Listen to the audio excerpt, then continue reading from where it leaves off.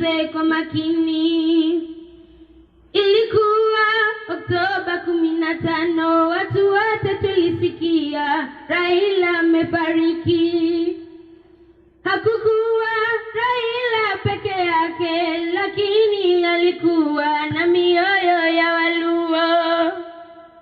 Wai, wai, wai, wai, tunataka Raila ombolezwe. Raila kweli alikuwa wa kuigwa, kwa sasa ameenda, tutamwiga nani tena?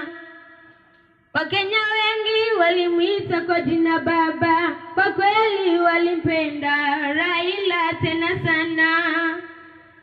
Wai, wai, wai, wai, tunataka Raila ombolezwe. Hii ni kilio nchini Kenya, Waluo wetu wanalia machozi ya maumivu. Kabila nyingi humu Kenya walimpenda, kwa sasa wana